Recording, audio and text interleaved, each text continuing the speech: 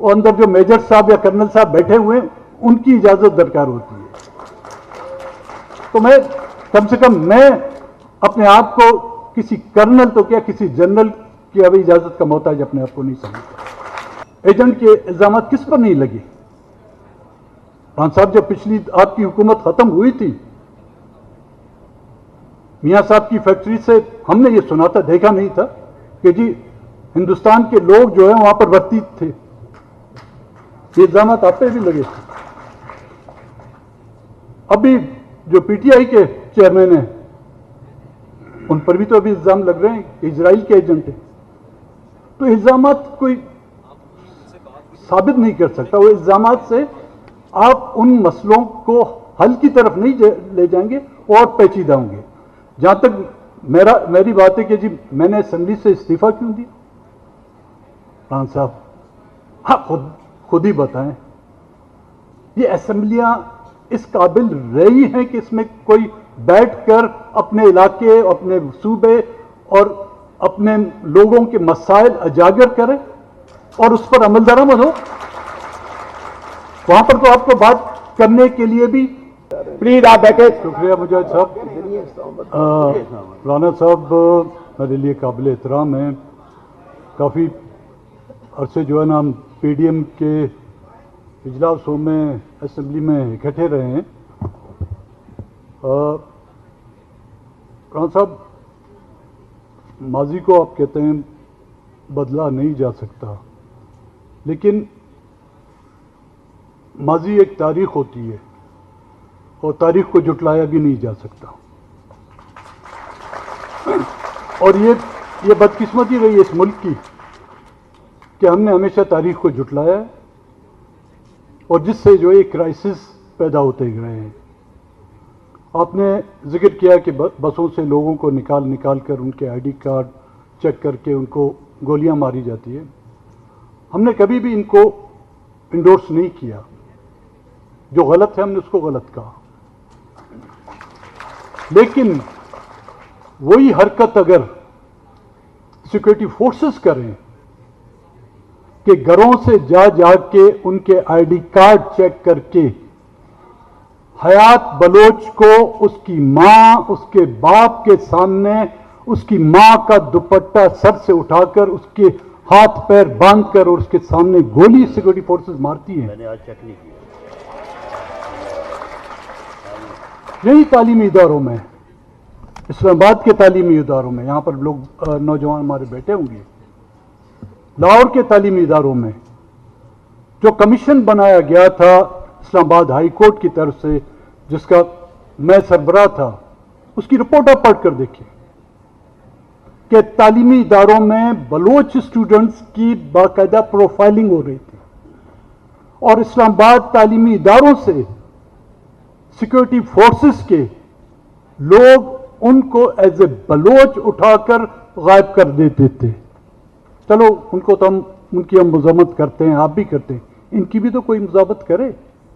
ان کو تو ہم روک نہیں سکتے نا. ان کو آپ کہتے ہیں دہشت گرد ہیں. یہ تو محافظ ہیں. انہوں نے تو پاکستان کے آئین کی وفاداری کی قسم کھائی ہے.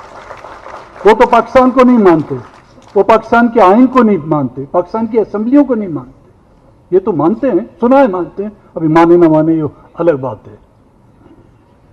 جعفر ایکسپریس کا آپ نے ذکر کیا، بالکل قابل مذمت ہے. لیکن کبھی توتک کے واقعے میں اجتماعی قبروں کا کسی نے ذکر کیا؟ جہاں پر ایک قبر میں 200 سے زائد نوجوانوں کی مسخ شدہ لاشیں پڑی ہوئی ہیں اور اس کا ایک کمیشن بھی بنایا گیا تھا. آپ کی حکومت ہے، اس کمیشن کی رپورٹ کو تو عام کریں، اس کو اسمبلی میں پیش کریں. ڈاکٹر مالک صاحب بیٹھے ہوئے ہیں، ان کے دور میں یہ کمیشن بنا تھا. ان سے آپ پوچھیں کہ ان کی نظر سے کبھی یہ کمیشن کی رپورٹ گزری؟ نہیں، کچھ چھپا دیا گیا. اب ممکن اس کو بھی ہندوستان نے چھپایا ہو، ممکن اس کو بھی اسرائیل نے چھپایا ہو. ڈاکٹر مالک صاحب مجھے پتہ نہیں، آپ نے ہندوستان کے ساتھ تعاون کر کے وہ رپورٹ چھپا دی ہے. نہیں، میں نے رپورٹ شائع کی ہے، اس کی کاپی احمد میر کو بھی بھیجا. اگر آپ کو یاد ہے वो जंग में चप चुका है। लेकिन जो मैंने अल्फाज कहे वो मैंने आपको रियलिटी बताई है, और उसका अक्स आपको सोशल मीडिया में वो मिल रहा है कि लोग उनको निजात जिंदा समझते हैं। उनके हाथों पर जो बोसा दे रहे हैं, क्यों? राणा साहब, मैं और आप जाएं, शायद लोग हमसे और आपसे सेल्फियां नहीं बनाएं, उनके साथ बना रहे हैं, क्यों? कुछ तो उन्होंने डिफरेंस देखी होगी। उनको अगर निजात जिंदा नहीं समझते, कम से कम अपना कातिल तो नहीं समझते उनको। लेकिन जो वर्दी में जाते हैं, जिनके हाथ में पाकिस्तान का झंडा है, उनसे वो खौफ क्यों खाते हैं? उनसे इतनी नफरत क्यों करते हैं? क्योंकि यहां से हमें वो खून के छींटे नजर नहीं आते, लेकिन जो नजदीक बैठे हुए हैं, उन वर्दियों पे जो है ना, बेगुनाहों के खून के छींटे हमें और आपको नजर नहीं आते, उनको वाज़े नजर आ रहे हैं। आपने कहा कि मैं उनकी जिम्मेदारी ले सकता हूं। मैं उनकी जिम्मेदारी कैसे? मैं कोई बीएलए का नुमाइंदा हूं? हमारे कुछ लोगों ने नवाब नौरोज खान की जिम्मेदारी ली थी।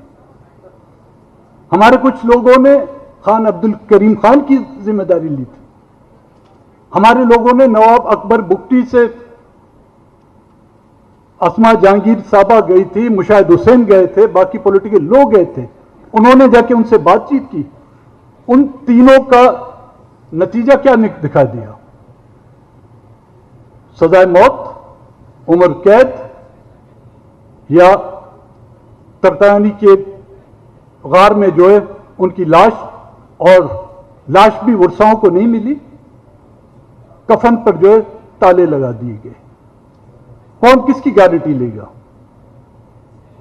और इल्जामात, मैं ये नहीं कह सकता कि फॉरेन फंडिंग नहीं होगी, लेकिन क्या ये इल्जाम आज के हैं? हिंदुस्तान के एजेंट के इल्जामात किस पर नहीं लगे? खान साहब, जब पिछली आपकी हुकूमत खत्म हुई थी, मियां साहब की फैक्ट्री से हमने ये सुना था, देखा नहीं था, कि जी हिंदुस्तान के लोग जो है वहां पर भर्ती थे। ये इल्जामात आप पे भी लगे थे।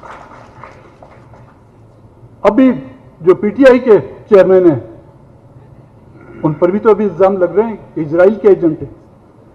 तो इल्जामात कोई साबित नहीं कर सकता। वो इल्जामात से आप उन मसलों को हल की तरफ नहीं ले जाएंगे और पेचीदा होंगे।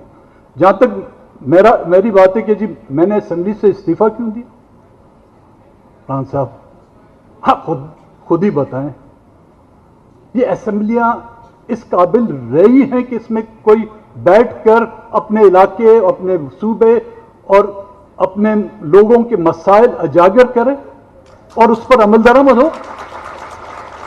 वहां पर तो आपको बात करने के लिए भी अंदर जो मेजर साहब या कर्नल साहब बैठे हुए हैं, उनकी इजाजत दरकार होती है। तो मैं कम से कम मैं अपने आप को किसी कर्नल तो क्या किसी जनरल की अभी इजाजत का मोहताज अपने आप को नहीं समझता।